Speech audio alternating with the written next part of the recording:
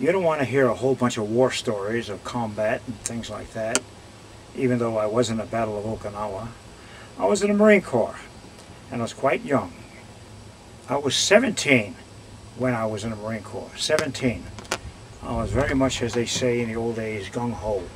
That means you really go for the service, and you really want to be in a war, and you really want to be a hero, and you want to fight the enemy, and you want to fight for your country. Well, let me just show you some of the stuff from the Marine Corps days. See my medals here? I have a few medals. One medal is for the China Theater. At the end of World War II, I was sent to China to disarm the Japanese. Then this star over here is for the Okinawa campaign. I don't even remember what these other medals are for, but they're for something. And of course, this is the Marine Corps symbol right here. And of course, every Marine is proud to have been a Marine. The things that I was, the things that I believed in, the things that inspired me during World War II are not the same things that trigger my imagination today. I thought all the Marines would look something like a combination of Clint Eastwood and John Wayne. Big tough guys, tall, with lines in their face, rugged looking people. Instead, I noticed they were all kids. Most of the guys in my platoon, in my boot camp in Parris Island, South Carolina, in 1943. 1943. What happens? They were kids. Almost everybody was 17 years old. When we had somebody who was 18 years old, we used to call him Pop because he was so much older than the rest of us. Well, let's see what happened to those kids. When boot camp was over, I was sent to a guard duty post. Boy, was I angry, because I didn't join this outfit in order to be on a guard duty post. I want to fight the Japanese. That's the way you are when you're a kid. So because I went to the guard duty post for several months, the platoon that I left, all of them, there were 68 guys originally, and 4 of us went to guard duty posts. 64 of them went to the island of Tarawa. Today they call it Tarawa. I don't know why they changed this, the way you pronounce it. Tarawa is where over 90% of the people who landed with the Marines to take the island were either killed or wounded. The ocean was red with blood. I'm there in China for about 6 months, and I'm starting to see how Chiang Kai-shek, who was the good guy. See, we had good guys and bad guys in wars in those days. I don't have that anymore. He was the good guy. He was on our side. And I saw that he would round up people through his spies and people like that. People who were students were automatically considered to be communists.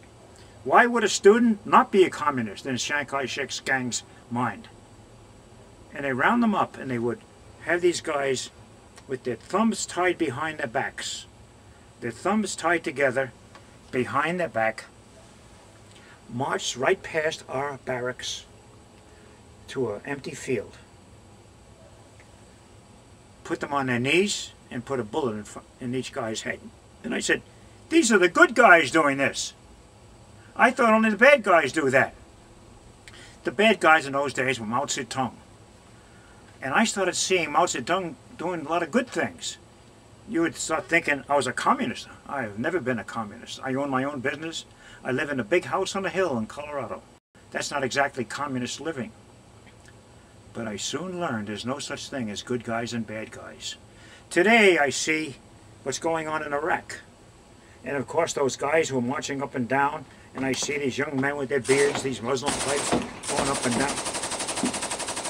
They are on their side, willing to die, just like I was willing to die, because they're dying for God. They're saying, we're dying for Allah. The guys on the other side, the Israelis, they know that God gave them that land, and they know that God said, don't give it up, and therefore they're willing to die for God, Jehovah. The world is filled with people willing to die for God. Sometimes I wonder if there was no God, there'd be less killing. I do believe in God. I call myself a Christian. But I don't have the naive view I had when I was 17 years old. Today, I admire the Marines who are giving their lives and their strength and everything. And I support the troops. You know how I support the troops? Not by putting an American flag on my car or putting a little thing that says support the troops. I support the troops to do everything I can to get the troops out of the fighting. You may get the idea that somehow I changed my thinking so much from being a very loyal, true blue American as compared to somebody who was actually wondering if we were on the right side. Well, we were on the right side in World War II. I would, if we had the situation that we had then, fighting Hitler and a few other people, they really were the bad guys. They were putting Jews in death camps, and they were making slaves of people all over the world, and he was a madman, and he had to be stopped. I would have been glad to stop him and give him my life to do that. So when I see World War II pictures of people fighting and stopping Hitler, I admire them and I cheer them. But there's something I want you to keep in mind. People who are not veterans. When you see people fighting from house to house in Europe, or you see people charging the beaches at the longest day, the invasion of Europe, did you know that over 90% of the people you see charging the beach died that day? Over 90%. They didn't say that in the early pictures. They say it now, when it's far enough away from that. War, I hope you never go. Oh, everybody will say I'm not a patriot. I'm a patriot. And when people start bragging about how patriotic they are by flags on their cars and little symbols on the back of it that saying, support the troops, I'll show them my Marine Corps, 1st Marine Division, Guadalcanal, the guys who I joined. Medals, not an awful lot of them. There's no good conduct medal here, by the way.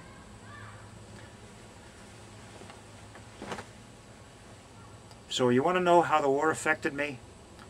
You can tell now how I talk to you about war today.